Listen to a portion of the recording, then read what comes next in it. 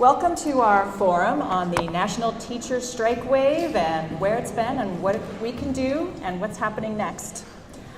My name is Gila. I'm a proud member of the Berkeley Federation of Teachers and the Local 1078. I'm also a proud member of California Educators Rising. I'd like to give an overview of what's going to be happening here today. First, we're going to hear from our four fabulous guest speakers, our panelists.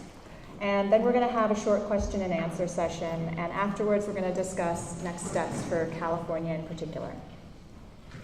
I'd like to say that this forum is sponsored by the California Educators Rising. It's co-sponsored by the Berkeley Federation of Teachers, President Kathy Campbell, and if she shows up, I will point her out.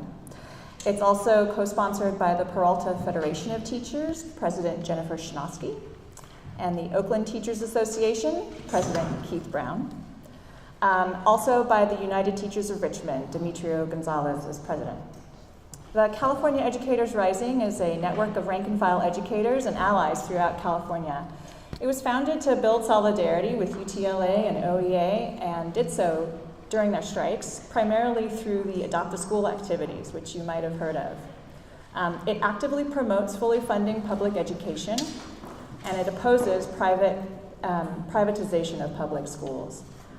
The next big action is going to be happening on May 22nd, and we'll tell you more about that in a little bit. So let's get started with the program. First of all, I'd like to say I am very excited to have the privilege to introduce four amazing national leaders in the strike wave that are here today. Nicole McCormick of West Virginia, Noah Carvelis from Arizona, Arlene Inouye from LA, and Keith Brown of Oakland.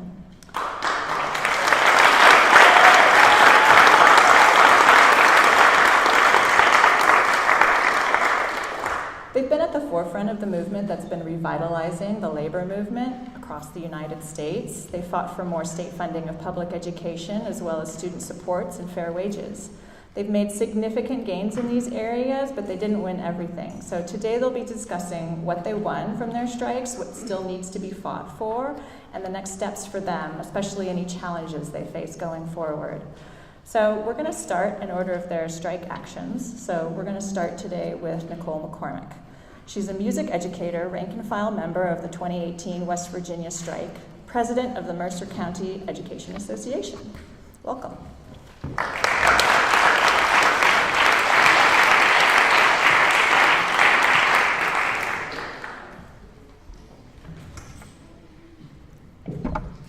I'm trying to figure out how close I need to be. I'm really honored to be here with you, and it's through the generosity of others that I am able to be here. And a quick shout out to Becky for everything. She's this beautiful lady in the black shirt right there. Yeah. So I am Nicole. I'm from West Virginia. I'm actually from southern West Virginia. You can get to Virginia 20 minutes either way, so I'm right there. And I am a local president. I'm also a founding member and on the steering committee of our caucus called West Virginia United. Just to kind of give you like a little brief, just in case you don't know. So West Virginia has had 2 successful strikes in the past 2 years. In 2018, we shut down the state for several days, all 55 counties. And we won a 5% pay increase for all West Virginia public employees, not just educators or bus drivers, state road workers, DHHR workers like the Department of Health and Human Resources. And we also won the killing of some anti-union bills, like saying that we couldn't take our dues out of our paychecks. And my brain just stopped. But we won some concessions with that. So this year, we went back out again for 2 days to kill another bill. And fortunately, in West Virginia, there has never been the creation of a single charter school. And this bill wanted,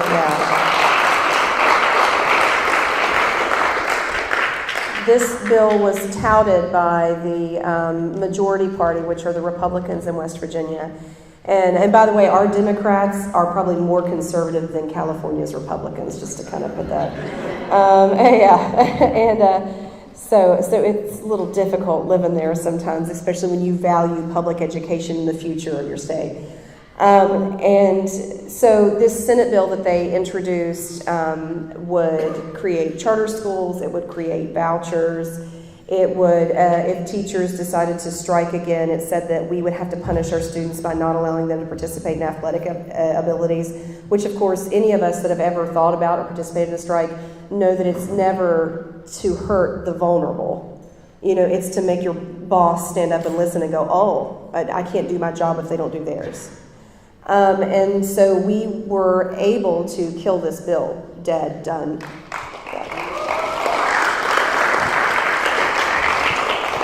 And it's important to note that, you know, our pay is very low. I've been teaching for 10 years. I have a master's degree and I make $42,000 a year. And our cost of living, of course, is much, much lower than it is here. But it's still difficult to make ends meet if you're an educator anywhere across the United States. But so this bill had, I guess, as kind of a sweetener, a 5% pay increase attached to it. And so I guess they thought that we would sell out our students for 5%, and we said no. So I'm very proud of that. And I wanted to kind of talk about what we have been doing and how we've been doing that. So have we won everything? Of course not.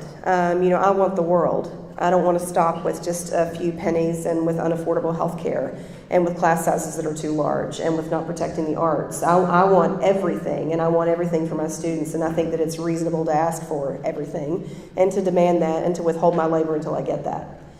So since the strike, you know, our strike was successful because we were able to use social media as a platform. And we had this secret group, and what makes it secret is that you have to be added by someone else. You can't search for it. And we currently have almost 24,000 members. You know, there's only 1.9 million people in the state of West Virginia. There's only 20,000 teachers, so that's a big number for us.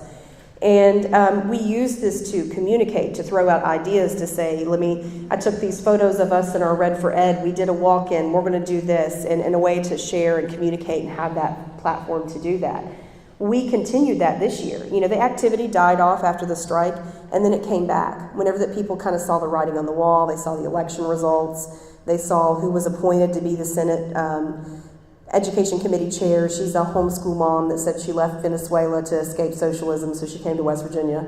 And there might have been better places she could have went, but I love West Virginia. So this woman is an anti-public school advocate. She's also the chair of ALEC for West Virginia, and she was appointed to be the education chair. So we all could see what was coming down the pike at us.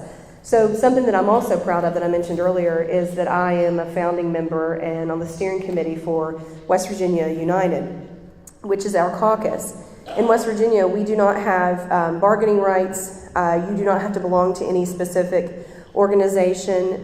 Before Janus, you didn't have any fees associated with, working in the profession. So basically, people were joining the union out of insurance that they offered in case that we get sued. And that's what people always say to us, you're going to get sued as an educator. And then some people were in it because that, it's the right thing to do. Like, we collectively work together to make positive change.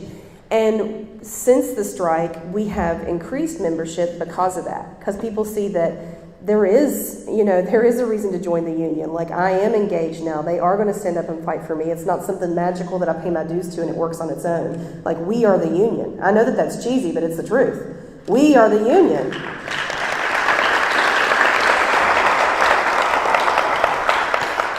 And with the caucus, that just to kind of talk a little bit about where that came from. So I was fortunate enough, and several other people that are also now founding members and steering committee members, to go to Labor Notes last year. And it has been like a life-changing experience. I had really never valued my labor and internalized that it was mine and that I'm selling minutes of my life.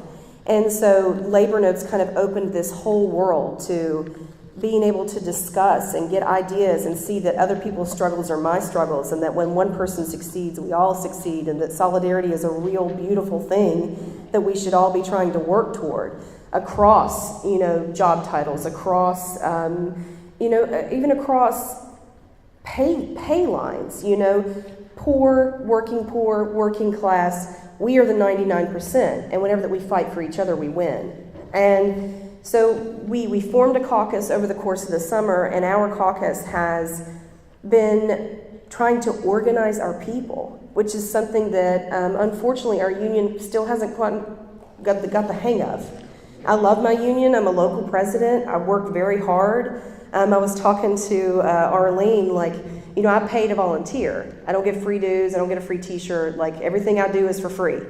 And that's okay in a sense because that I'm passionate about it and it means a lot to me. It's not okay in that my labor union isn't paying for my labor. But with the caucus, we're filling that void. We are getting people to acknowledge that they are amazing people that stood up and closed down a state and also told leadership that they weren't ready to go back because they didn't agree with the deal. So that's what we're doing, and I'm really, really excited about that.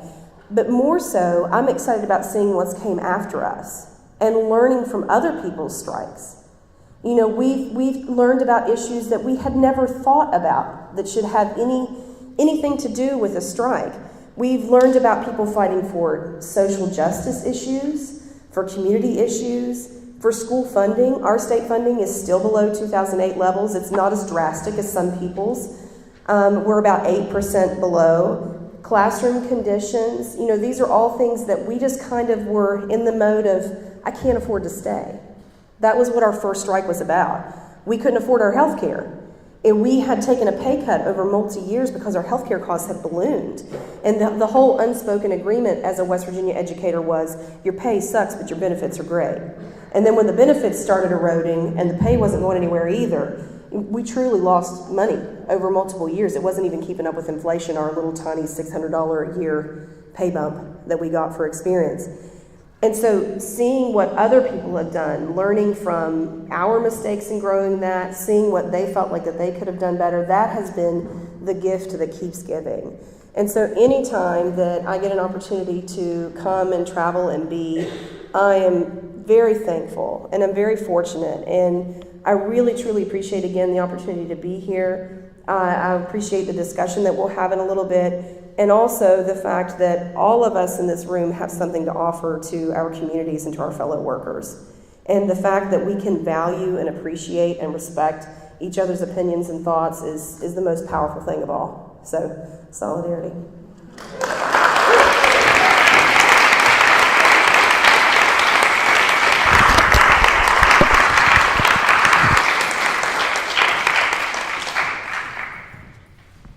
All right, thank you.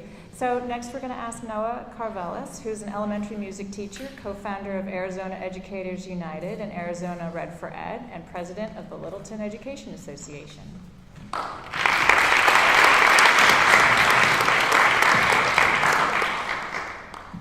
Sorry, I gotta put this thing up too tall. Can you hear me okay now? Yeah. All right. I'm so excited to be here. I gotta first just say thank you for having me here.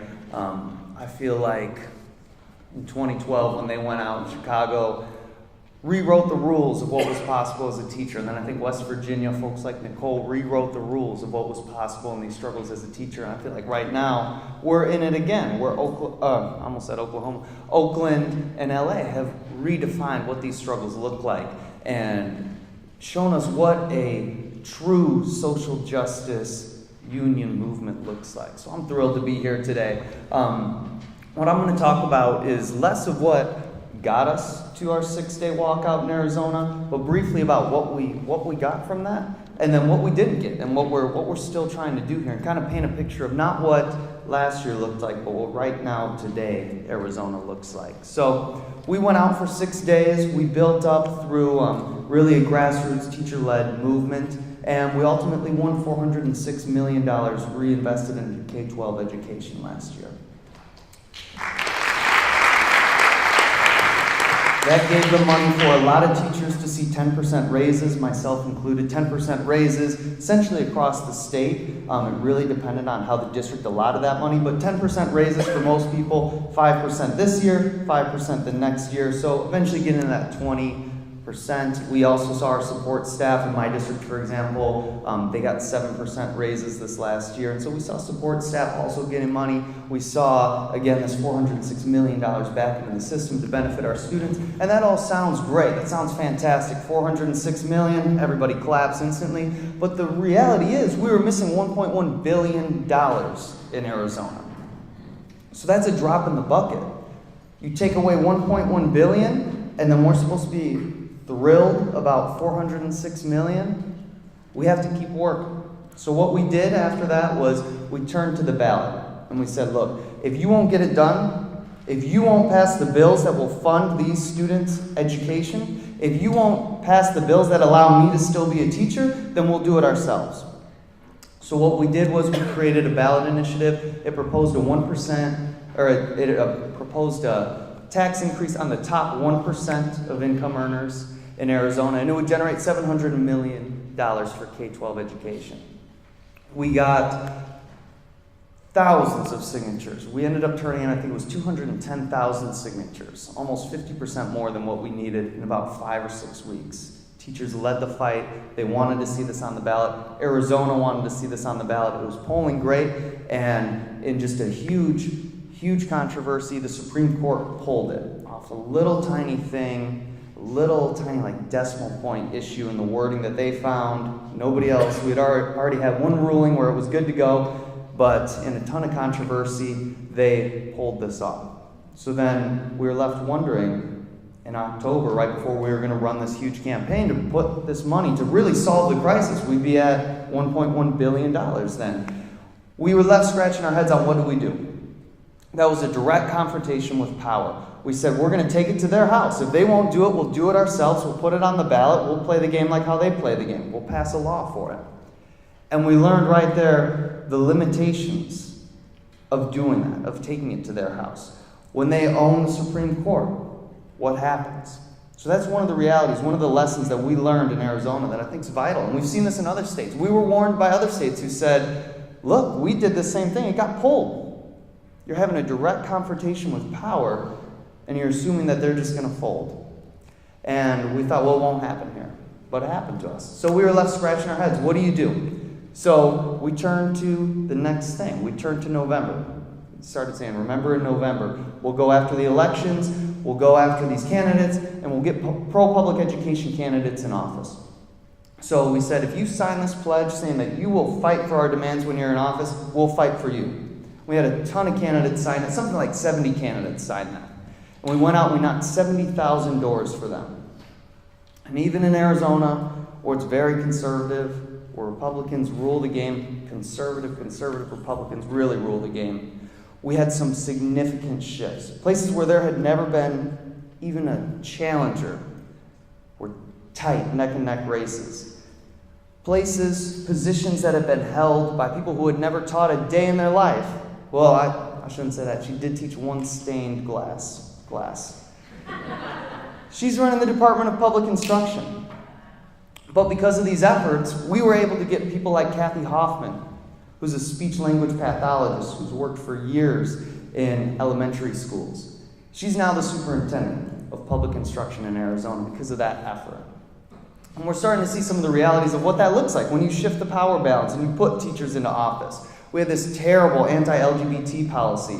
That's gone now. We can actually address LGBTQ issues in our schools now. We can realize that these kids are going through tons of issues that we couldn't even legally recognize. Same thing for some of our English learners. We weren't allowed to speak Spanish to kids who only spoke Spanish. And then even worse, we take these kids and we put them in a 4-hour block where we're just talking to them in English. They don't understand 90% of it, and then we say they have a learning disability, they have a behavior disability, they have these issues, they need to be tracked. And we all know what that leads to. It leads to all sorts of issues, like the school-to-prison pipeline. That ELL block is gone now, because we've seen this change in the legislature. So we did have losses. It wasn't perfect. We had losses, we had confrontations with power, and so right now what we're looking at is, how do we recognize these issues? How do we recognize what power truly looks like in a red state, purplish now? How do we confront these things? And so what we're looking at right now is building long-term power. We don't have the answers. But we're looking at what does it mean if we take what was once a Facebook group and we follow West Virginia's example, the example that's been set by UCOR over and over again, and create a caucus in our union that fights for social justice issues. What does it look like if we try to push the union in more of a social justice direction? What does it look like if we engage people, not just in Facebook messages, but going back to how we built this, with one-to-one conversations about the issues that are happening in our communities? What does it look like if we partner with all of the amazing community activists to build power to not only shift the narrative around education, but to shift the entire state of Arizona? So that's what we're looking at right now. We still have that $700 million gap. We have legislators who ran on pro-public education agendas and haven't done anything. They've ignored us. They seem to have forgotten that we put 75,000 people on their doorstep with demands. They seem to have forgotten us. So that's the question right now that I'm going into this discussion with these amazing leaders, hoping to get some answers to personally. How do we confront these deep, deep networks of power that want nothing else but to destroy public education in the United States? And I do believe that's what they want. That's the end goal, is to privatize education. We can see it in Arizona right now. It's like a test tube for this. What does it look like if we defund the schools, turn around, say they're failing, privatize them, and let people just run wild with the profits? So right now, what we're looking at is defending the very institution of public education. That's what I think everybody here is doing right now. We're defending the entire concept of public education in the United States. That's what Nicole's doing in West Virginia when they go after these charter bills. That's what we all are doing right now, because there's nobody waiting outside of this building right now to save this institution. There's nobody waiting back home in Arizona to save these schools that are being privatized left and right. It's up to us. It's up to the teachers. It's up to the community. It's up to us to defend these institutions. So I thank you for being here tonight. I'm looking forward to this conversation because that's what we have to do. The people in this room are the ones who have to defend public education and the right to a free education in the United States.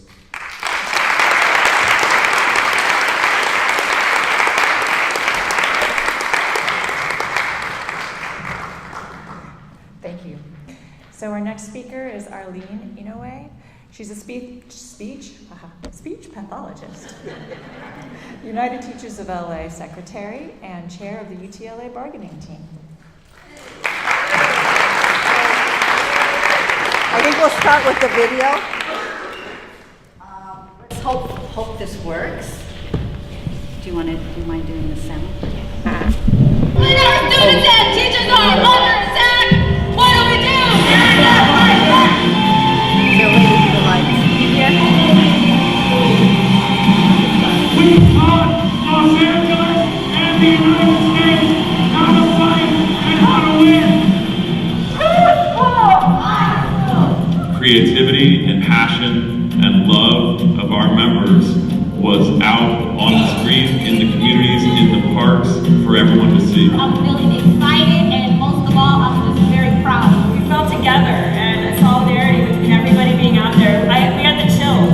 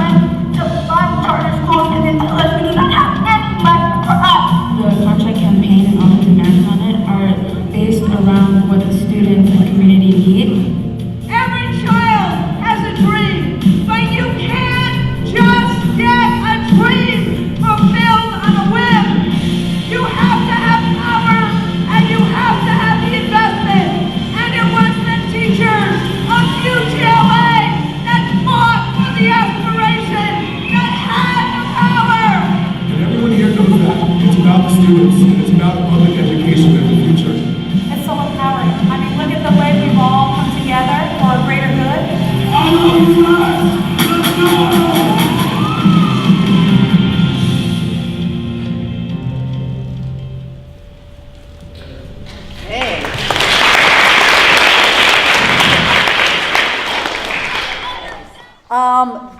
Did you get these two handouts when you came in? One is on strike for our students, and the back is really important because it shows our key organizing practices. And then there's another one on when we fight, we win, and it talks about more where we're going. So be sure to pick that up. And let me see if I can get this set. That's all right. Okay. It's a PowerPoint. Okay. Okay, so, and I join in saying it's so good to be here, good to join together and keep learning and growing. I'm going to just use this a little bit to talk about our strike. This is just to let you know a little bit about our union and about the school district. You know, we're the second largest school district in the nation. And we have about 600 to 700,000 students, which is 100,000 less than 10 years ago, by the way. And these are just some facts that show how big and immense the district is that we serve, and that we are 82% of our students get free lunches. So we are poor, and 90% of our students are of color. So some people don't know that about LA. And then in terms of our union, we have a 50-year history, and by the way, it was our third strike in 50 years. And we have about 34,000 members, and we had 10,000 more 10 years ago. And we are pretty big. We represent Health and Human Services, substitutes, early ed, adult ed, and K-12 teachers. And we have unionized charter school teachers as well. At 9 schools, 71% female and 66% teachers of color. So I think we are unique in having a lot more teachers of color. Thanks, Noah. So just real quickly, our organizing took 4 years. We started 4 years ago.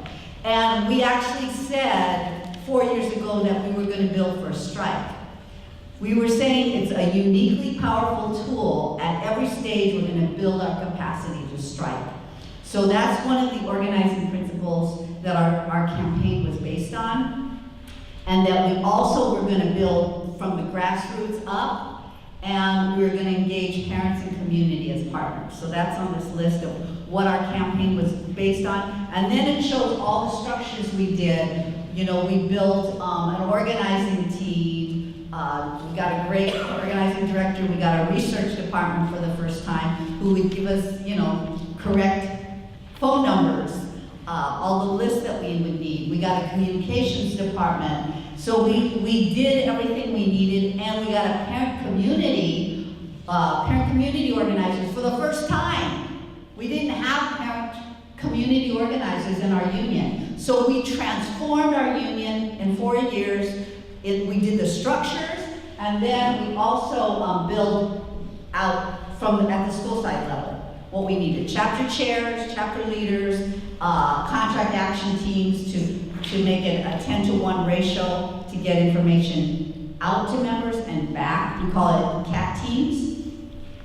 And these are just some of the major things we did. Like, for example, we had to get a raise right away. Our members had gone 8 years without a raise, and we needed to win them over, so we did that. Then we had to increase our dues, and we did that by telling them that this was a fight against the privatizers, the billionaires, and we named them. We did a demonstration at Eli Broad's Art Museum, and everyone said, no, you can't do that.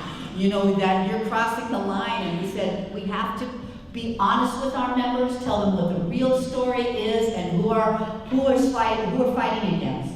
So this is just some of the timeline. And then we got a dues increase of 30%. 82% of our members voted to raise their own dues so that we could be a fighting union. And I gotta tell you, if we did not do that, we would not have had the organizing capacity to build for our strike. Okay, this is just a little bit, we had a negotiations team, we were able to bring in common good demands, which we had to take out because we were told that it was not, it was a permissive subject for bargaining and we would have an illegal strike if we went on strike. So we were able to bring it back in later. And just to say, we communicated a lot, like after every negotiations, we made sure our members knew what was going on until last week when we were in coma silence. And this is just to show some pictures. You saw the video, but we had about 50 to 60,000 people out on the streets of LA. And we have, 34,000 members, so that meant a good chunk of the public, and that's what really won us over. Yeah, thank you. And in the morning, we picketed at the school site, and then in the afternoons, we had major rallies. We wanted the city to know, who we are and what we're fighting for. And this is the 5th day. Finally, it usually never rains in LA. Boy, did we have a torrential downpour. It was incredible, but it just made our members that more determined. We had people dancing in the street in their ponchos. We had singing and chants. It was like a love fest. I mean, I have never seen anything like it, and everybody said that too. This was like a different level of strike. And there was so much love and connection, and parents were coming with food. It was just a really powerful experience. So this is we had like 8 structure tests. When you're a union as big as we are, we gotta plan ahead, and we gotta make sure people are with us. So this shows you the things that we did that led up to our strike, and the things at the bottom were our, basic structures at the school site level. The chapter chair recruitment, CAP recruitment, mapping, and like I said, we have about 4,000 health and human service professionals, and we have substitutes. So we had to meet with those groups too, like the psychologists, the speech and language specialists, the audiologists, and make sure everybody was on board. So that's how we had to build the structure.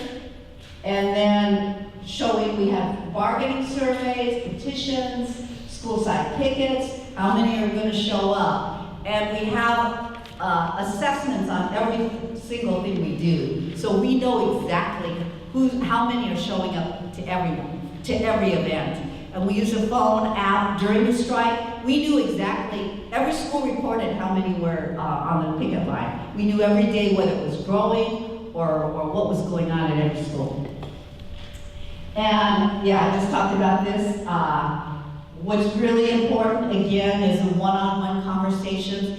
Everything that we did, there were some basic dynamics, right? It's basic organizing, and that's what wins. And that's why strikes are the most powerful thing happening to fight back against the Trump administration and the conservative, the billionaires, all the things that have been defunding and deinvesting in our schools for decades, that we have been fighting back using the power of the strike. And these signs were very interesting. I had no idea how important it was to use a sign to have our members talk to parents, saying, will you put this up? Will you take it to your local businesses? And then before we knew it, it was blanketing the city. It was very powerful to have something tangible. And then our members had to make a list of all the parents at the school site they were going to talk to. So we kept that going. So parent support, absolutely critical. And we did a lot of inoculation. We call it through using FUD. Fear, uncertainty, and doubt. We told our members, you're going to get that. The district is going to kind of scare us and try to keep us from striking. So we told them, expect that, and sure enough, they kept saying, oh, you can't talk to parents. They kept stopping us every step of the way, and our members were able to see through that. I do want to point out that this is a movement, right? And I want to really acknowledge that the women, the the feminist movement within this movement is amazing and is powerful, and that's what's driving this. And again, we're a caring profession along with nurses, and I think that the kind of care and the love that you've seen in these strikes kind of manifest that.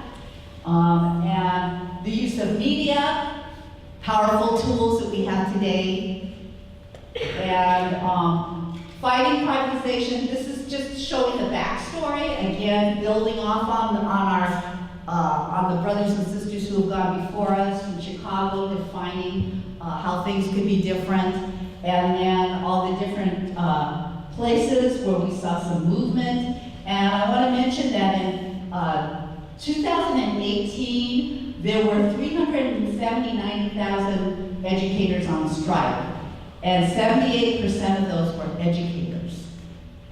So I'm running out of time, so the other side is just what we were fighting against. We had a Wall Street banker as a superintendent. So I think that's just about it. Fighting privatization, naming it. Eli Broad wanted to take out half of our schools, and systematic organizing of all members, building the movement and going into our political campaigns and getting money for funding for the future.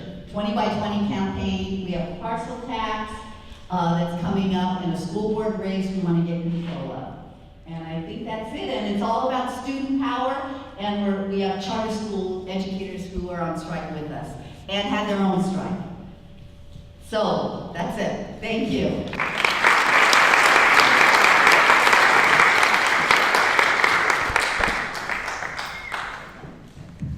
Thank you so much. So finally, we have Keith Brown, newcomer middle school teacher, product of Oakland Public Schools, president of the Oakland Education Association.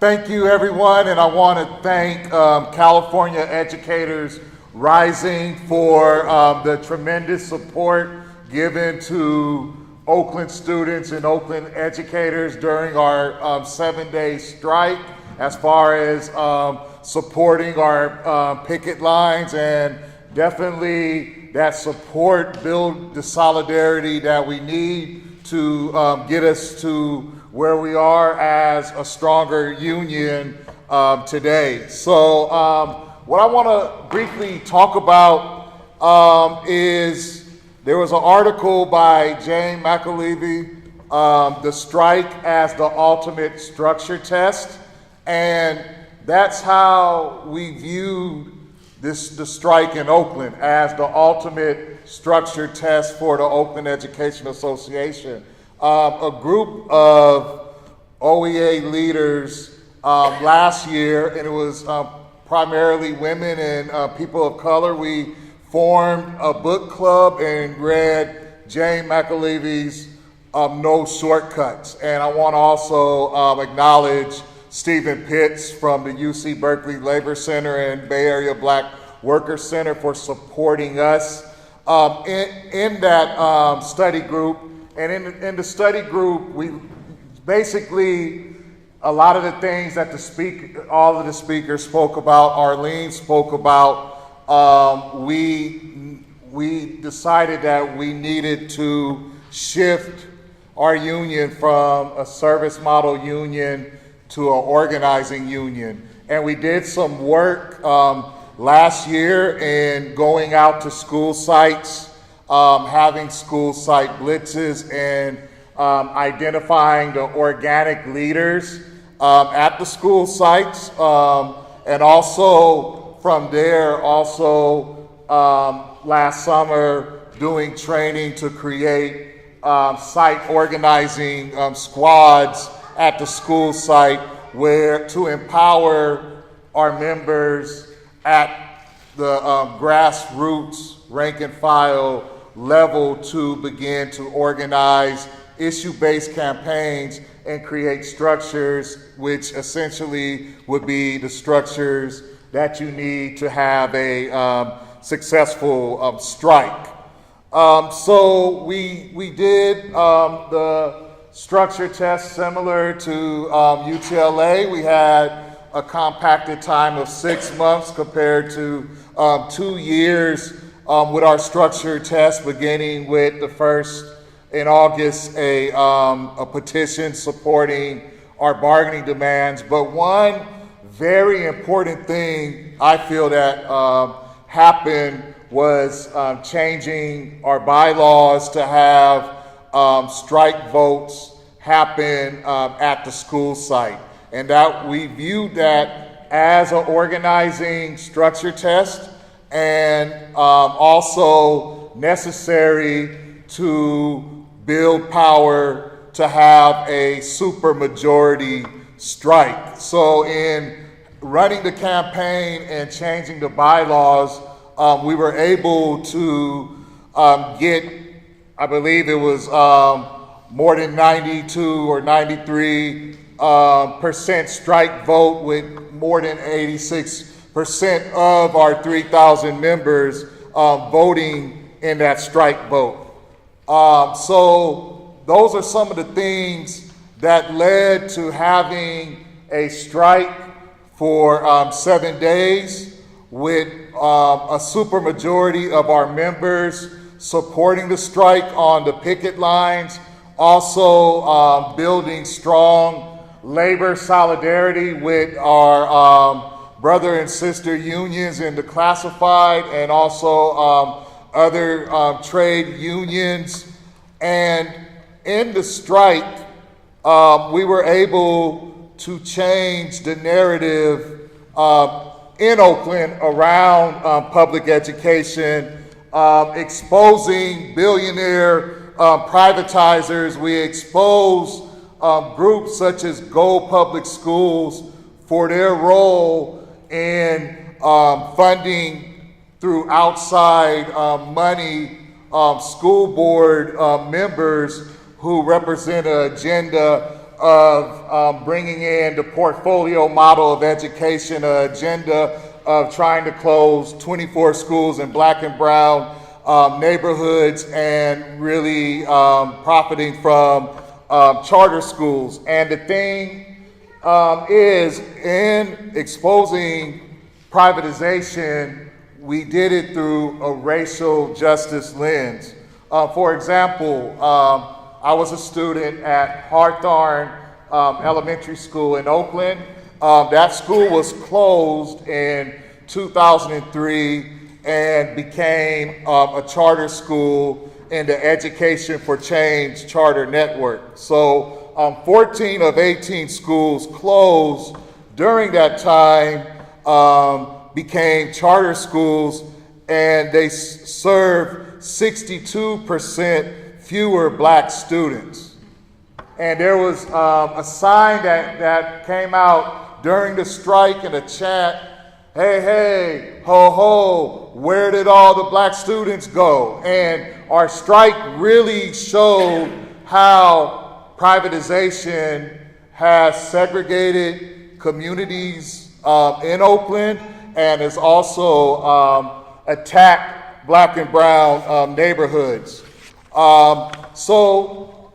Just quickly, our strike, we made major gains in all of our core demands as far as improvements in living wage, winning lower class size and grades 4 through 12 for the first time since 1982, and also more student supports. But we need to fight, continue to fight. We need to win much more, because our Black and brown students, our students of color in Oakland, have been disenfranchised for far too long.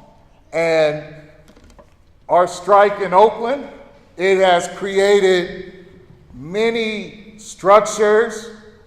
We have an improved cluster system network where we have our members, rank and file members, who have regular meetings within their cluster on their own, And with this system of communication at the school site level, they don't need to call the office for help. They have a cluster lead. They have leaders at the school site. And from the strike, the cluster systems became stronger. Also, we have built a strong coalition of parent and community support from the strike. And using these structures, we need to continue to fight against privatization and school closures, take the fight to Sacramento to make sure that we pass the Schools and Community First Act, and also that we support the bills that will really rein in the charter industry and really focus on improving public education for our students. Many lessons to be learned during the strike in Oakland. One of the lessons I want to bring in a bargaining for the common good model in Oakland, expanding our bargaining team, and also bringing in community members so we can continue to fight not only just for the bread and butter issues, but to fight for things that our students need, our families need, as far as Oakland is devastated by gentrification, homelessness. So we need to really join the community together with the structures that we have created in the Oakland Education Association. 10 minutes is not enough just to share the experiences. But again, I look forward to the dialogue. And thank you again, California Educators Rising, and all of the folks here that want to learn and listen and have provided support for Oakland students and educators. Thank you.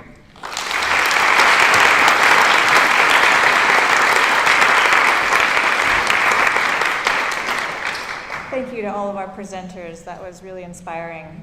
Before we go to a question and answer session, I'd like to give a quick plug for the May 22nd mass action that we're having in Sacramento.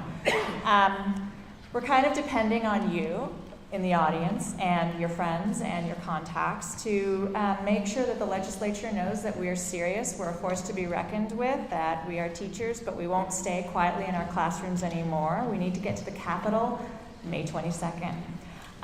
People are passing around a little QR code, and this is for you to use to fill out a survey about the 522 action. It's to join California Educators Rising and the listserv and the newsletter. Sign up if you haven't already. The listserv is a way for us to make connections across the state. It's a way for us to build our statewide power and our statewide network. And the newsletter will keep you up to date on events around the region.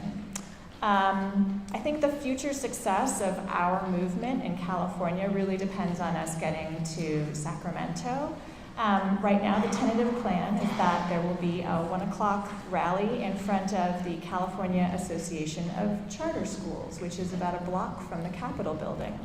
So we're going to meet there, and then we're going to march to the Rotunda and take a fabulous photo packing the Rotunda with red shirts at 3 o'clock.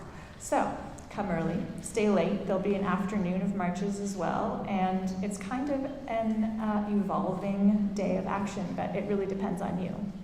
I know Oakland Educators Association is taking the lead on this. Did you want to add anything to that, Keith? Or Yeah, I didn't make enough flyers, but a lot of things happening in May 8th and 9th.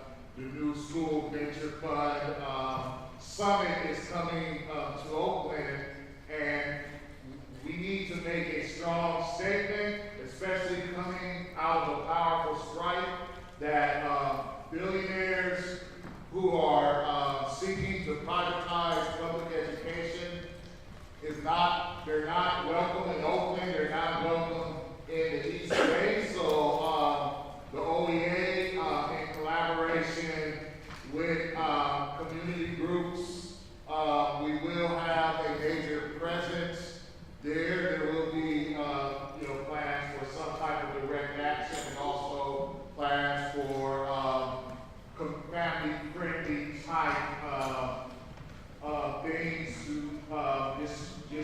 those that the privatizers are not welcome. Again, May 22nd. Also, on May 1st, the International Workers' Day, there's a morning action at the Port of Oakland, and also marches to Oscar Grant Plaza. So there's many opportunities to continue to fight in May. All right. I've been instructed that I haven't given quality directions, which I hate to do as a teacher. So here's what I need to do. I need to have you take out your phones, take a photo of the QR code, and that is going to direct you and link you to the survey. Is that right? Okay. All right. So that's how you get to the survey. Now I'd like to introduce Heath Madam. Oh, sorry. Do that now.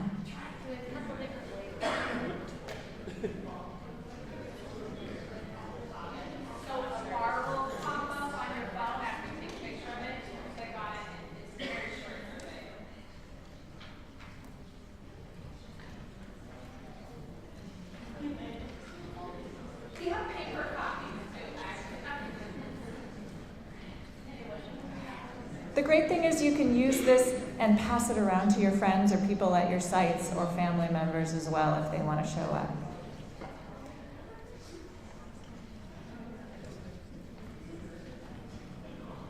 All right. I'm going to go ahead and turn it over real quickly to Heath Madam, who is an Oakland educator also, and he's going to tell you a little bit about site-based organizing.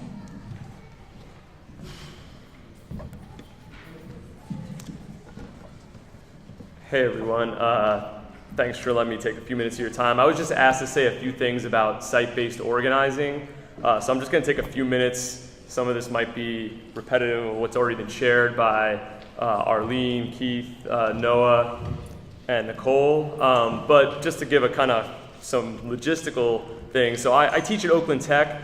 I do want to thank California Educators Rising for the support during the strike, and particularly Berkeley High, who came out in solidarity with us pretty much every day of the strike, raised money, had people on our picket line, so I just want to thank you for that. But yeah, just in terms of like if you're interested in like organizing your site for May 22nd, with any kind of site-based organizing, it's already been referred to. I think the first step is to kind of map out your school and figure out who are all your coworkers that you need to talk to, and then essentially just make a plan to have a one-on-one conversation with each and every one of your coworkers. So, I mean, there's no magic here. It's just organizing one-on-one. If you want to organize your school site, you got to have a plan, and you got to actually have people who can help you follow through on that plan and have the one-on-one conversation. So that's what we did at Oakland Tech at the beginning of this year. You know, we kind of looked around and recognized if we were moving towards a strike that we were not ready to be on strike with strong numbers. And so we put in the work along with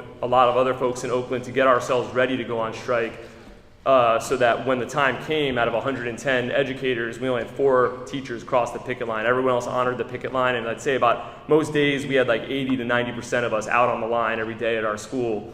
So yeah, I mean, it's pretty, I was just asked to say a few things about it. So I think it's just, yeah, make a plan, figure out how you're gonna like divide up the turf. Within OEA, it's referred to as clusters, and that's kind of what we're doing at our school site now. We have a very large campus.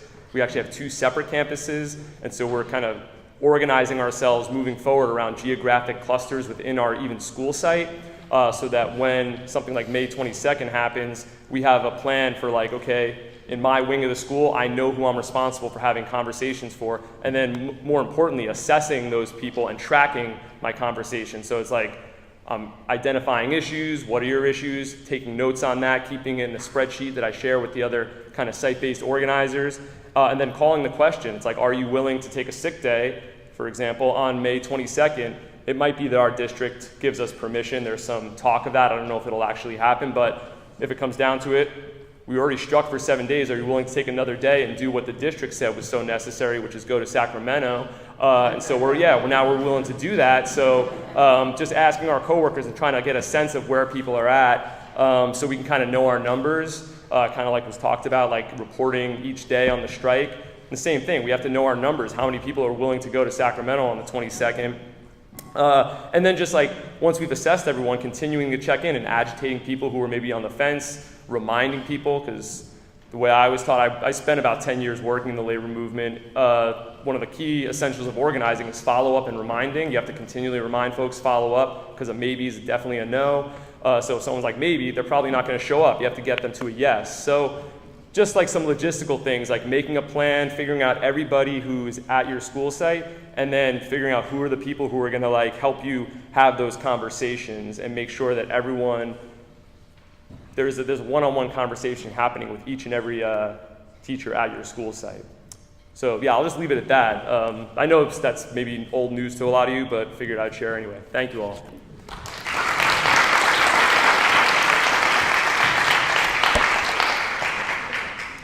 All right, so now what we'd like to do is open up to audience members questions that the panelists can answer about the work that they've been doing, building organizing structures and grassroots structures within their unions and outside of their unions as caucuses, and with their community members. So if you have questions that you're interested in asking the panelists, I'd like to present some norms for everybody. If everybody could be respectful of the airtime, there's a lot of us, there's probably a lot of questions, so if you can keep your questions brief, try not to repeat. You're going to have a minute, and we have somebody with a red time, which means your time you need to wrap it up when you get the red time signal. So if you do get that signal, please do wrap it up. And one question at a time. So raise your hands if you have a question, and Rachel and Lila can come back with the mic.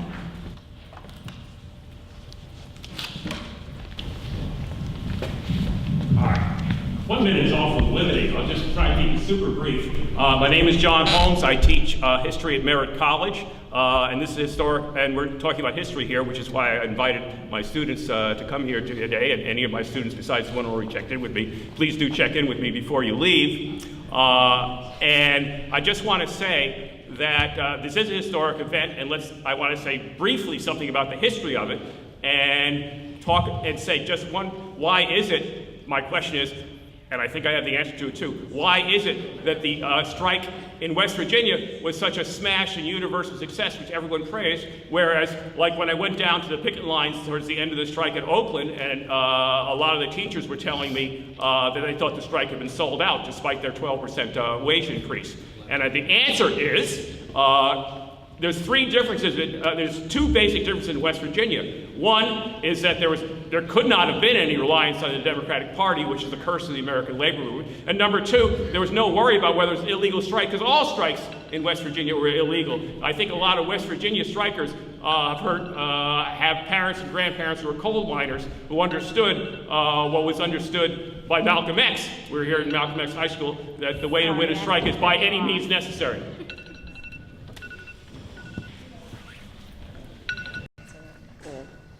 Well, I think you gave the answer. And I can't speak to the teachers that were dissatisfied here in California. But no, I mean, not everyone was satisfied in West Virginia either. And this is our first strike since 1990. It is illegal to strike in West Virginia, but the saying goes that no strike is really illegal. They're just unsuccessful. You know, there of course was unhappiness that we didn't get more. I mean, 5% for the wages that we get on average was like $2,000 for an entire year. That's like $38 a payday or something. I mean, it's not even like a really good pizza. And of course there was some unrest there, and we do have a history of labor, but for a lot of us, even though that I am a native West Virginian, that's very far in the past. And so I kind of encourage anyone that's thinking about that, yes, own your labor. It is yours to own. It's yours to give or withhold. But also, I would encourage anyone that's thinking about potential unrest from the decision. You're not going to make everyone happy, but you should try to be as transparent and democratic as you can for whatever decision you make to go out, whatever your demands are, and then you can come back as well. Thank you. I didn't hear the entire question, but just from what I heard, I'm just going to say again, as I said up there, that like our black and brown students in Oakland, not in Oakland, but all over, all students have been disenfranchised for so long. So hell yeah, in Oakland, our students deserve a lot more. Hell yeah, I agree with that. Everyone agrees with that. And the thing is, as far as the OEA strike, what we did to build a strong strike, what we did to build the community relations, the fight continues. We have these structures and the fight continues, and it was not, as far as my perspective, it wasn't Democrats coming in and telling us to stop the strike. It is as far as what we talked about, building structures. In a strike, you have data. You look at the strength of your picket lines, the strength of your support. You look at the numbers of the community. And yeah, of course, and when you look at those things, you can second guess yourself. But we felt that we were at a point where the district capitulated, and that we had the power, and that we won a contract with some significant gains. And again, having that democratic process where we had a membership vote, we had time for our members to look at the TA, and we had close to 2,000 of our members at a membership meeting. There was debate, and it was a close vote, and that's good. That's good to have that debate. It's good to show the district that our members want more and expect more and have high expectations, and our members are willing to fight for that. And again, we have like many lessons to learn when the next time there's bargaining, and having an expanded bargaining team, make sure that all constituencies are included at the bargaining table. So again, yes, our students deserve more, but we have built a movement in Oakland that will continue to grow strong, and this movement has helped districts such as Dublin get settlements. And also, I just want to say that, as Arlene talked about the fear being used, we have to make sure that we defend the gains won in a contract, and not let management put fear in our members. So of course, like our students deserve more, and we will continue to fight. Can I just say one quick thing? Yeah, I just wanted to add that I think there are two big challenges after a strike, among many, but two that come to my mind. And one is, for our members to see beyond their self-interest. Because when you listen to a lot of the complaints, a lot of it is, they got more than me, or it seems like it's about a self-concern. So, and I think our culture has fostered that, right? So we are products of our culture. And so that's one thing. And then the second thing is to realize that this is only one battle in the long struggle for social justice, for public education, for funding that we've been de-invested for decades. It's not going to happen overnight. And our members need to realize that it's going to take multiple battles, and it's going to take people hanging in together and knowing that it's a movement that we all are a part of, and that there's no easy answers, and you don't win it all the time. but it's part of this long struggle. And in every movement, there are setbacks, right? And there are attacks afterwards, but you keep going and you keep making things better. So, yeah, we got hit too with members saying, you know, they weren't happy with what we got, and I'm thinking, my gosh, this is like one of the best contracts in the whole history of this country, and it wasn't good enough. I mean, you know, we didn't have to give back anything, but for some people it wasn't good enough.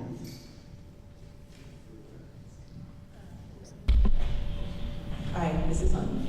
I'm Masha Albrecht. Thank you for coming on. I teach math at Berkeley High School, and I have I think a pretty simple question. I started talking to my colleagues about May 22nd, and we have a lot of fear at our site, which I think many of you addressed.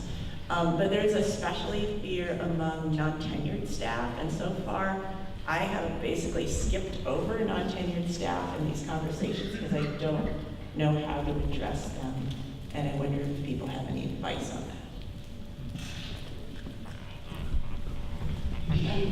Well, can I ask you a question? Do you have trouble getting substitutes? Yes. Do you don't have enough new teachers coming in? You have a teacher shortage? Yeah, the substitute. Okay, that's your leverage, talking to your new people. I mean, your people that don't have tenure, are they going to fire them because they'll have to hire them right back? They get fired for other stuff. And like, you know what I'm saying? Like, it's whenever that there's a conflict like this, a way to kind of like inoculate against fear, I feel like is just laying it out there. And it may be different here. I'm not trying to assume, but you know, there is a national teacher shortage. There are not enough substitutes. We're having to take other people's children into our classroom, and with unsafe numbers, with the promise of a few pennies on the dollar to, well, if you give up your planning period, then we'll give you $15 to watch this class.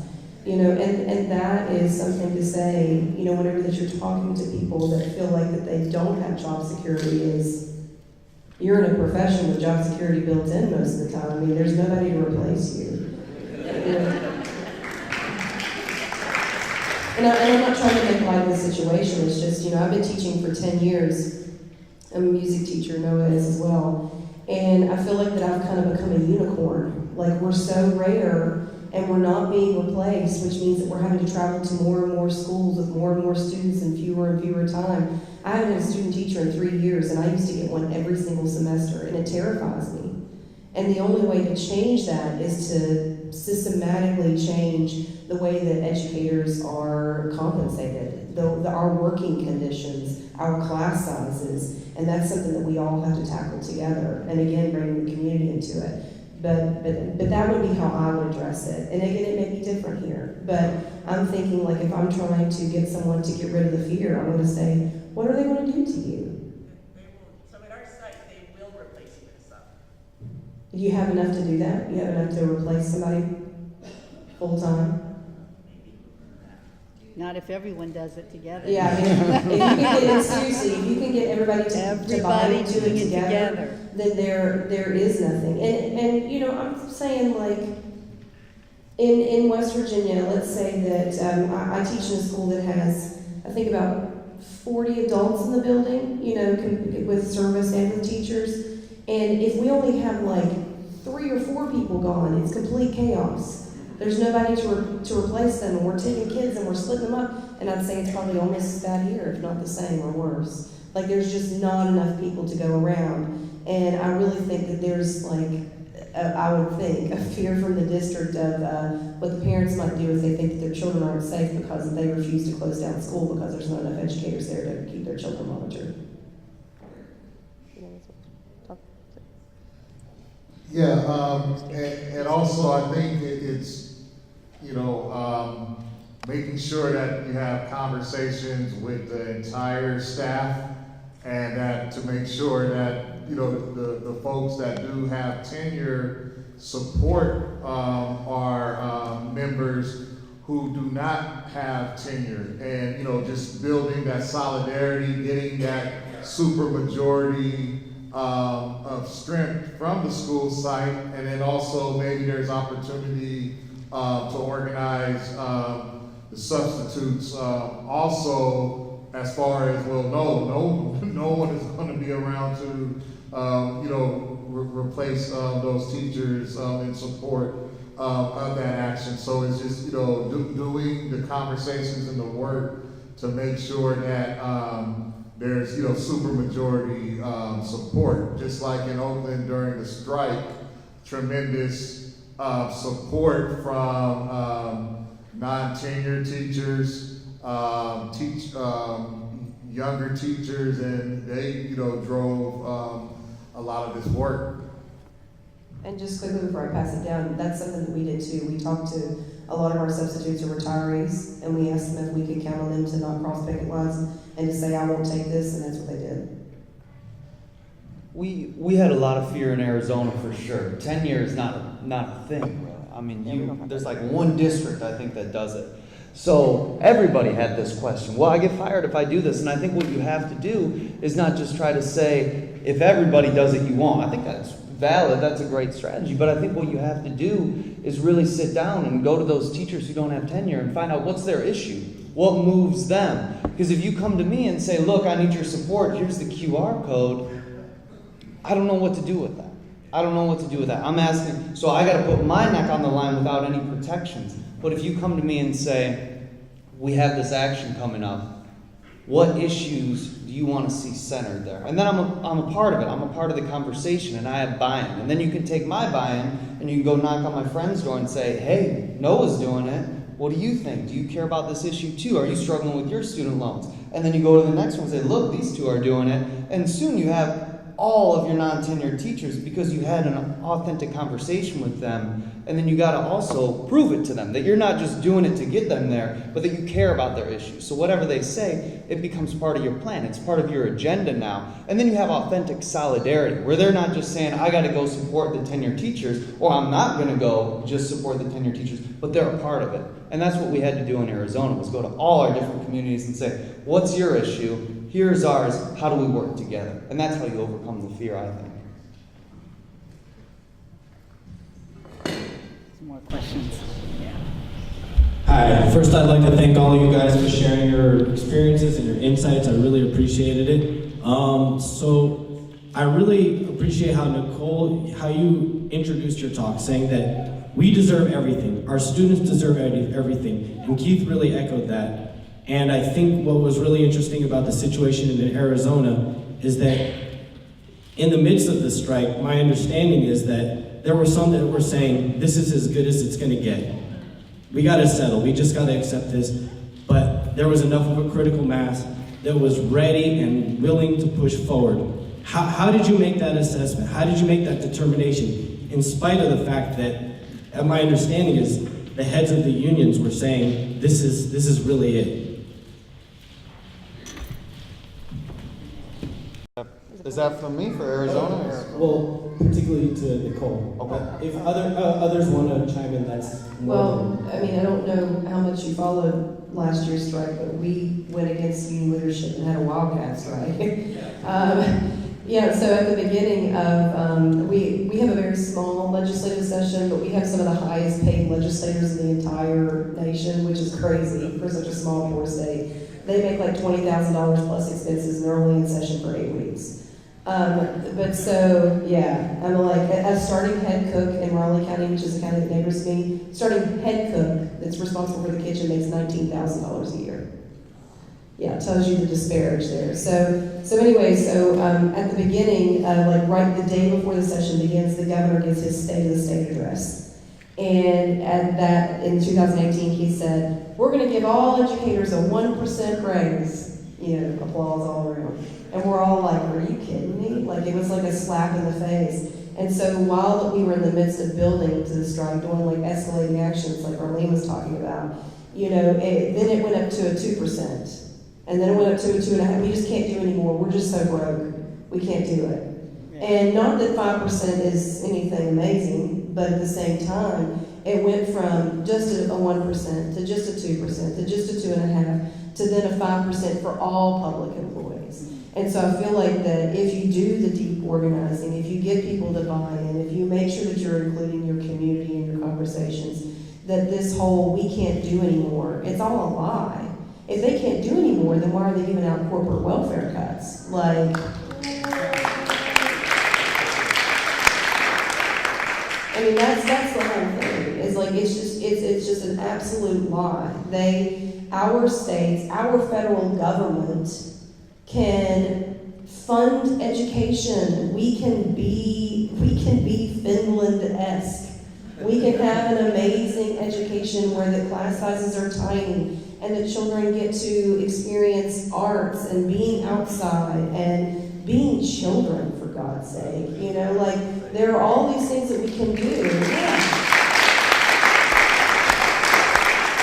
Okay, I haven't answered the question, but basically what I'm saying is that it's a lie.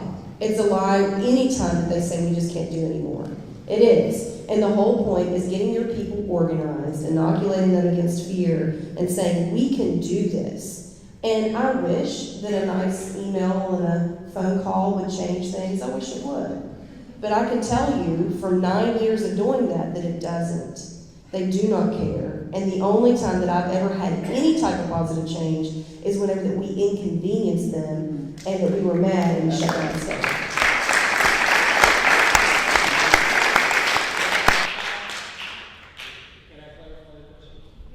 Yes?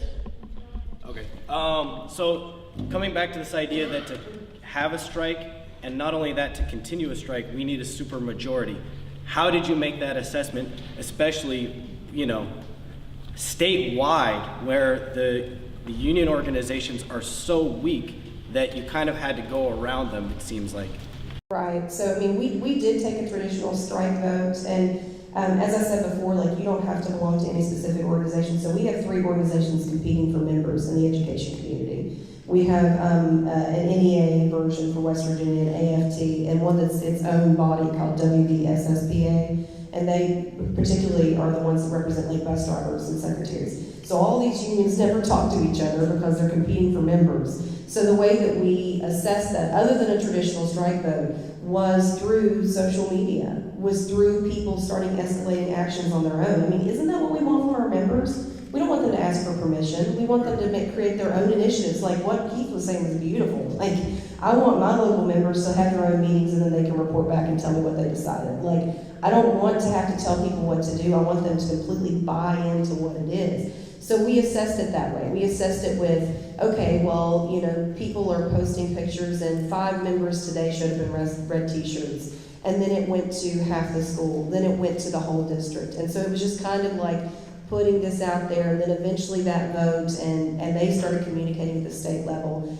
And, and really it's difficult in some sense to make sure you still have people buying in, but you also do that work of creating, what did you call them, CAP teams? Is that what you call them? Contract act. Yeah, okay, so like we created the same thing. Of course, we don't have a contract, but like in the school that I worked in, there were 75 adults, and so each wing had, I just chose the person that was the most personable, that was the most organized, and I said, hey, Miss Shrewsbury, you're getting ready to retire, you're wonderful, everybody loves you. Will you make sure that you can communicate with everybody on your wing?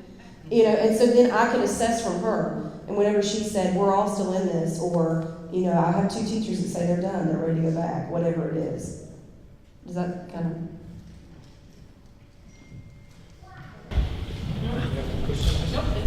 It's on. Okay, my name is Michael. I work with the Richmond Progressive Alliance.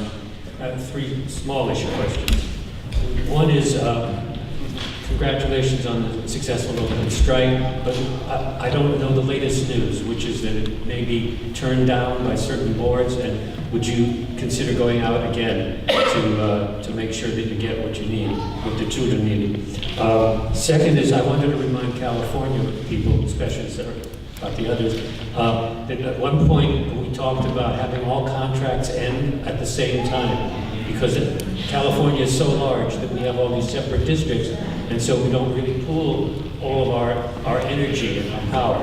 And that was a great idea, but I haven't seen it worked out in practice. And now the little question is, where we are in California, we have lots of charter schools. And in fact, the rally is going to be at the Charter School Association office in Sacramento. So a problem we have in Richmond, and West Contra Costa Unified, is that there are a lot of parents who believe in the charters. And so when you're organizing, do you have a strategy for working with do you just ignore the parents and the students in the charters? Do you try to win them over, or? I didn't know questions that time. Okay, that's a question about what to do, because they're good at organizing parents and busing them in. Yeah, first question. So there were representatives from the county and the state during different phases of the bargaining during the strike. So they were in the room. They, co-signed on the agreement. So we expect that, that a promise is made and and the county signs off. And of course, if that does not happen, yes, we would have to go on strike. And you see what happened in Sacramento, which has ramifications for the labor movement, that we must be organized and strong, because agreements are agreements. When you sign an agreement, a contract, that it must be honored by the district, and also the union must be organized so that we make sure that the district implements and follows the contract.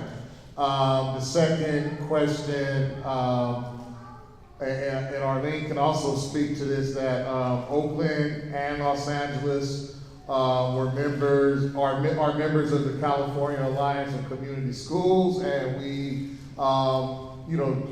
attempted to work around coordinated bargaining, and through that work, that you wound up seeing what happened with LA and Oakland. And I agree, it's a good concept to follow, but I just think the difficulties when you're doing traditional bargaining, there's a lot of challenges, but I would not give up on that. And could you repeat the third question, if you don't mind? How to work with charter school students and charter school parents when you're organizing? Ones that actually advocate for it, right? The charter school parents are very pro-charter, and the charter school association buses them in to oppose when we're opposing a petition for a new charter or an expansion. They show up with the identical shirts, and they make a very powerful force. But in organizing to get better funding for public education, etc., do we ignore the charter school people? Do we try to win them over? Have you worked out any kind of strategy? Charter educators many charter educators supported the open teacher strike, and we had walkouts, wildcat actions from different charter educators, because they realized the effects of privatization in public education. And also you have the private charter school industry that just want to continue to grow for profit and build new schools, while schools in their network do not have adequate resources, and those charter educators recognize that. And I think that, continue, to organize, have conversations with charter school educators, parents, and students, and continue to organize charter school workers to become a part of unions. And I think the overall grant strategy is to bring those charter schools back into the public school fold. Yeah. I'll speak to that last question. I feel like what was really important for us was to just honestly talk to parents as well as our members about the impact of charter schools. For example, in LA, it takes out we're losing $600 million every single year because of unregulated charter schools. They are not taking the same percentage of special needs students, right? We know that there's a certain time where the students come back to our public schools. So getting out facts has been very important, and that's why our strike, I think, maybe most known for exposing the privatization of our schools and shocking people by what has been going on and how charter schools have ripped off and stolen money from public schools and used it for their benefits. So that's one thing. I think, yes, you tell the story, you tell the truth, and you spread the word. I think this action on the 22nd, I want to make a big plug for it. I feel like it's happening because of our strikes. Because we put privatization and charter school issues out there. Legislators have responded. We have 5 bills. That's unheard of. And now Jerry Brown is not there. We have a governor who's good, who's supportive. We got to keep pushing, of course. And Tony Thurman. So we have a different scenario. And we have a chance now to dig into that awful charter school law that has been dominating California in relation to not being able to regulate charter schools. So we need you guys to be out there. So those of you in Northern California who could really get out the people, the masses of people. We have our own problem during that exact day because we have our area meeting and we're going to be assessing for our parcel tax initiative. That's 3 weeks later. So we are pretty caught up in that because we have to win it by 66%, and that's not easy. But we need you guys to really turn out strong. This is our chance now. Things are turning around and we've got to take it all the way. And I want to just mention one last thing in relation to power. We have a charter school dominated school board. They brought in a Wall Street banker for our superintendent with no educational experience. The California Charter School Association poured in $14 million last year to defeat the union candidate and to take them out and bring in this charter school majority. We lost that battle, and they thought they put UTLA in the grave, right? That was last year. We were able to get the same charter school majority school board and same superintendent to not only support everything that we put in our contract, but to actually ask for a moratorium on charter schools. So it just goes to tell you, we can make the charter school proponents do what we want because of our collective power. It doesn't matter if you're Democrat or Republican, because we know a lot of Democrats have been bought out by corporate billionaires, right? We've seen that in California. But when we use our power, we can make them do what we want.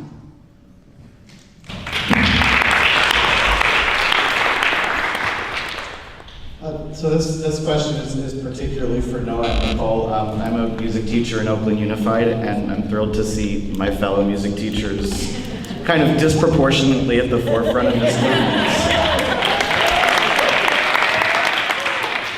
And I was wondering if you could speak to how your background in music and arts education specifically informs your activism, the role of music and the arts in this movement, and to how, as part of this movement, we can advocate specifically for keeping and expanding music and the arts in our schools. Yeah, that's a great question. I think coming from an arts background, and anybody who's ever taught an arts class or had a student in one or sat in one themselves, you know these are the first things to get cut. So I think that frames a lot of why we're seeing music teachers, arts teachers, because we're tired of having 45 kids in our classroom. We're tired of not having the materials we need to do our class. We're tired of being fired because you're cutting the position. So I think that's one of the things that we see for sure. And then I think one of the other things that happens as music teachers and arts teachers, we're free from a a lot of the constraints that some of the people who teach standardized testing have, who have all these different standards and they have people in and out of their classroom, nobody's really coming to check up on me all the time. I'm able to create my own curriculum. I'm able to have basically my own sorts of classroom management is what the official label would be for it. So I think we also get a taste of what schooling and education could be if we just started to even peel back some of those really just dehumanizing elements of it. So I think that also informs this broader democratic vision of what education could be, that even transcends what's happening in those classrooms, but that's a glimpse of it, right? And then I think the bigger thing, and I don't want to nerd out too much and go too deep into this and music and protest and all that, but it's something very tangible, very real. So just to paint a couple pictures for us, going out like that, especially for 6 days, our first day was 110 degrees, it takes something out of you. And music teachers took it on themselves and they said, we know what'll fix this, music. We'll play protest songs, we'll play We're Not Gonna Take It, we'll play all these different, we'll play Seven Nation Army. And so they got out all their instruments, some students joined them, and it grew every day. And soon we had this giant marching band with 50 or 60 people, and that gave us life. That became the soundtrack of the movement, and there's some great footage on it. Oklahoma was sharing arrangements that they had done. People who had the copyrights of these really famous songs, like We're Not Gonna Take It, were like, oh, just use it. Support the teachers, just do it. So that really was something that was tangible and felt, of this soundtrack of the movement, this thing that gave us life. And on the very last night, the budget was going through, and we didn't have the per pupil funding numbers that we wanted. And so the band took it on themselves. This was kind of the energy of the movement, was you start your own band, you start your own thing, you start your own little actions. And so we all gathered in this courtyard area, and there was a candlelight vigil that just spontaneously somebody had organized and brought 1,000 or 2,000 candles. And we all had these candles, and the band played Amazing Grace, and then they stopped, and then all these choir teachers took it over and sang it. And then somebody unveiled this big banner, 1 million unfunded, for the 1 million kids that were still going unfunded in their education. It was this beautiful, organic moment of people realizing, I have this to offer, I have this to offer, I have this to offer. And we came together in something that could have been sad. It could have been really just depressing. We don't have the exact budget that we want. We have more work to do. But it became uplifting. It became inspiring because of music and because of the solidarity that it brought together. It was really powerful.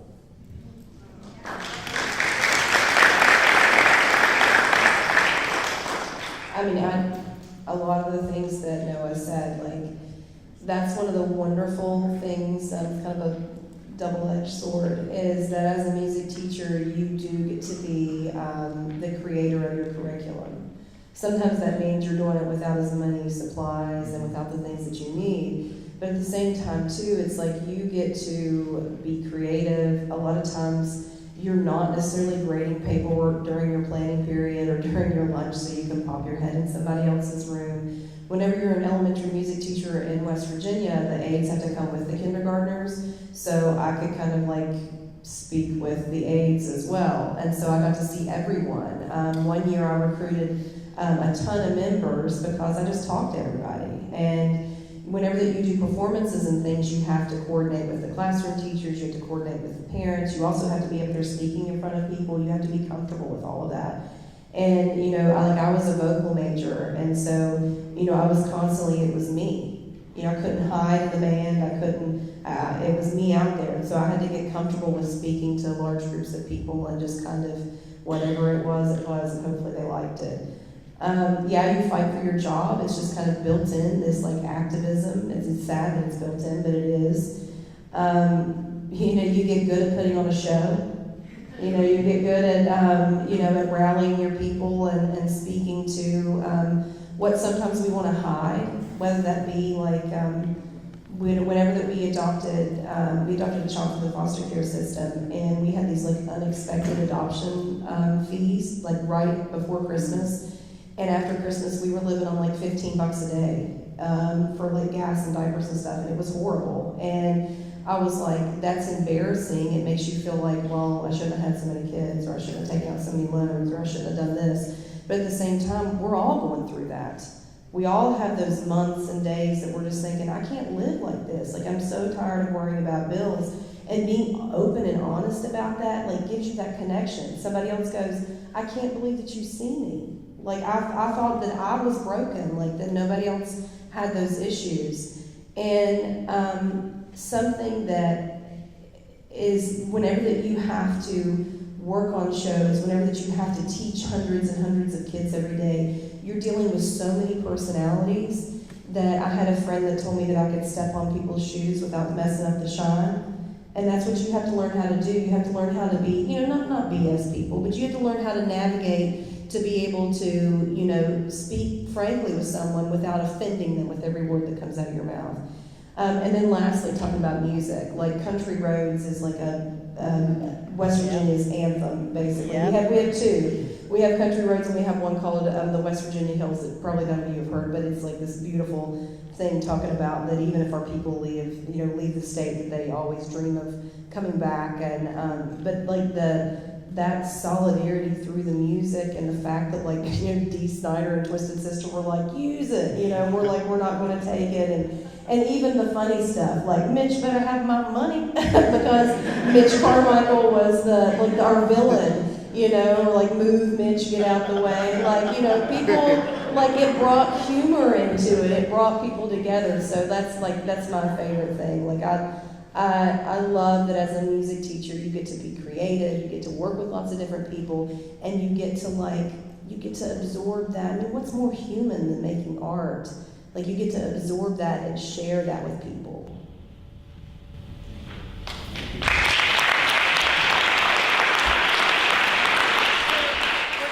think we're going to take one more question from the audience, so.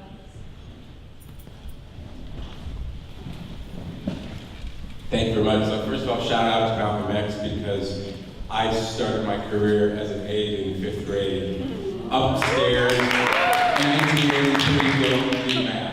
So, longtime teacher in San Jose, president of the Evergreen Teachers Association, got myself elected onto the San Jose Event School Board. So talk about allies on the school board. I know working to get Jackie, but are there people that you're connected with in Oakland? I met your student school board person thing last night, but and I can't speak to what happens in Arizona and West Virginia, but in terms of who you could go to work with.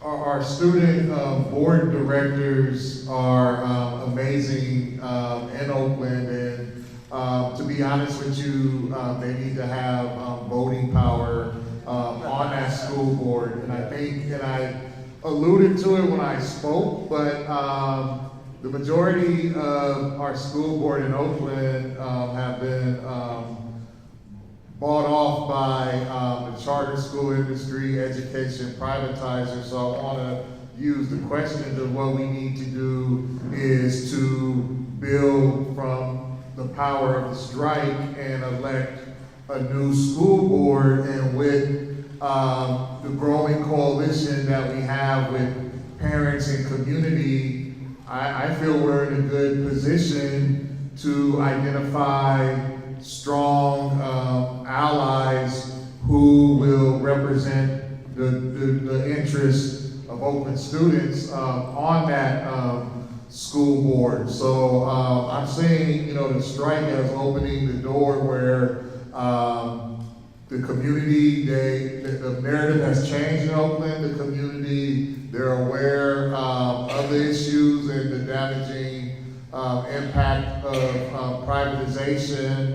And, we because of the strike, we have OEA, Oakland Teachers and Educators, have political power has grown, and we do have, as far as leverage with our elected officials, and there's, support from, our Assembly member, Rob Bonta, especially with the charter bills, but looking at building the support from the community so that we can get some true allies on our school board. And I'll just quickly say before I sit down, We're kind of in a different situation. We do have elected school boards, but we're so heavily legislated from the top down, which I mean is great in some ways. Like everyone's guaranteed a duty-free lunch. Everyone's guaranteed a 40-minute planning period. It can't be interrupted with IEP meetings. Like some of that is great, but at the same time, then some of the other parts aren't. But so our districts, because each county, all 55 counties have their own school board, they're kind of, I don't know a better word, so I'm sorry, but they're kind of impotent. Like they can't really do anything. They can like put a couple of policies in place, but they have to fall underneath the state. So more often than not, our fight has to go there. It doesn't really, it's not too much of a matter who is on the school board. Yeah, ours is a lot of the same. We really think of it on a statewide level. We have districts where we definitely need to do some school board work, and that's happening. But I don't think it looks anything like Oakland and Los Angeles and what those fights look like. So ours is more of a statewide level, and then to kind of answer it directly, who do we go to? I mean, we put a teacher in as the superintendent of public instruction, so there's an ally right there. We have a new Secretary of State who's a former social worker. She gets these issues, so there's another ally right there. So they're coming and they're arriving, and we're getting them in office, and we're starting to see some of the results of it, where we're seeing really oppressive, discriminatory policies that have existed in Arizona for decades pulled back. And there's a lot more work to do, and there are a lot more allies that we have to get into those positions of power, but it's happening right now, and that's exciting in Arizona. In LA on May 14th, we have the chance to change our school board from a charter majority school board to be supportive of our union and our students and support the contract demands that we've been pushing forward.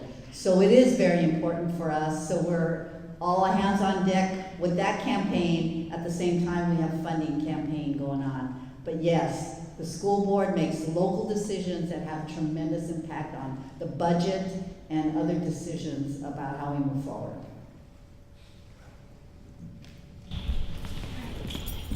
Oh, you need it.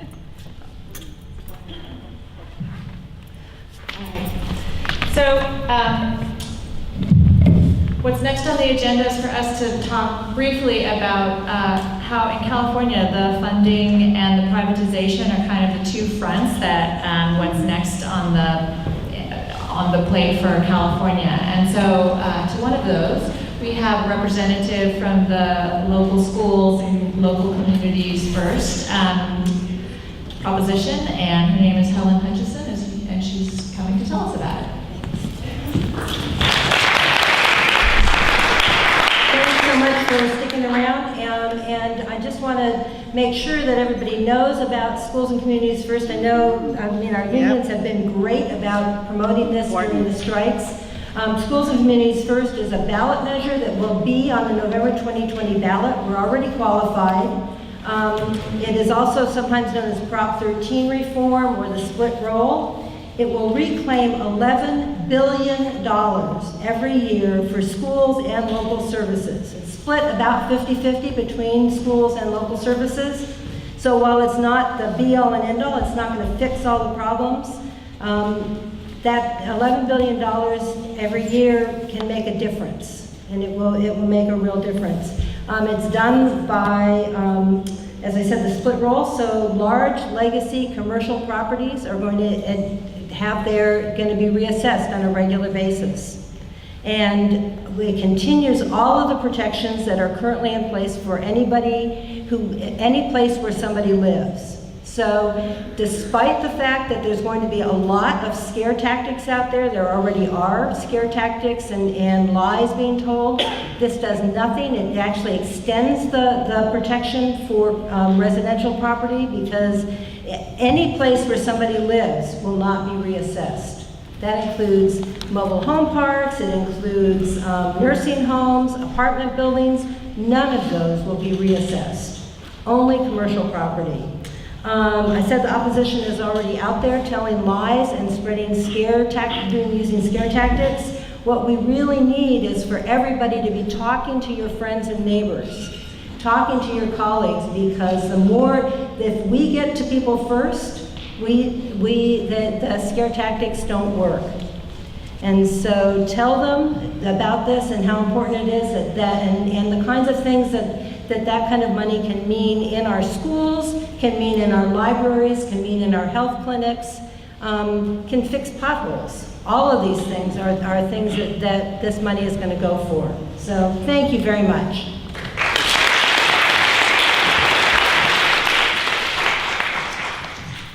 So as part of that, there's also SB 37, which is written by our Nancy Skinner, our own senator, and that's going to increase school funding by $5 billion for pre-K through community schools, community colleges, and mostly it's a progressive tax on the richest California corporations. So it's really aimed at corporations that are earning a lot. In terms of so that's our funding, what we're dealing with. And then in terms of privatization, there are, like I think, Arlene, you were talking about, there's 5 bills. One of them's SB 37. Then there's also 3 in the Assembly, AB 1505, AB 1506, and 1507, which are dealing with charter schools. And alluding to what you said, the charter schools, we're trying to take back local control where the school boards will have the final say in whether a charter gets to open in their district. So those 3 bills are going to return that local control by closing loopholes which allow charter schools to open in a neighboring district to a district that maybe doesn't have space for them, and will also place a cap on the charter schools. Right now we have 1,300 in the state. Initially there were 100 that opened, but now there's 1,300. So we'd like to keep it at that level. There is an opportunity to, if a charter school closes, you can always open a new one that might have a better working model, or it might work better in that community. So we're trying to increase the quality of charter schools and by keeping a cap on what's already there. So those are 3 bills that are pushing through the Assembly. I was there on Wednesday. They came out of the Education Committee and they passed. But like somebody else was saying, the charter schools had bussed out hundreds of families and students to stand and go into the committee room and say that they oppose those bills. So the charter school lobby is a force that we need to take into consideration. And so please talk to your friends and neighbors and call your assembly members and your senators and tell them that you really support this, because it still needs to pass. So I think we're going to be wrapping it up now. I don't know if there's any final thoughts that any of the panelists want to share, but or any final clarifying questions if anyone had any questions about either. One thing I did want to say is there are extra of those little slips of paper with California Educators Rising on it. And so if you want to take those, a couple extra with you, people are holding them up at the back and to the side. If you want to take a couple extra, they're great to pass out to somebody, maybe at a neighboring site or somebody you know from a different district. Maybe put it on your Facebook page. Just a real quick announcement. I was a teacher for 30 years, and I'm doing a book, Stories and Lessons of Working Class Organizing in the Unions and Communities, for an anthology entitled Solidarity Forever. So if anybody here has any stories they'd like in a book, we're soliciting that. We want them to be breezy, shortish, and appeal to young people. So see me out.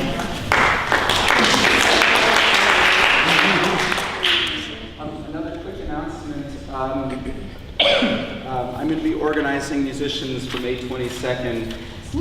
So there are musicians. Oakland, I'm Dan Ponzi. I'm a math teacher at Berkeley High.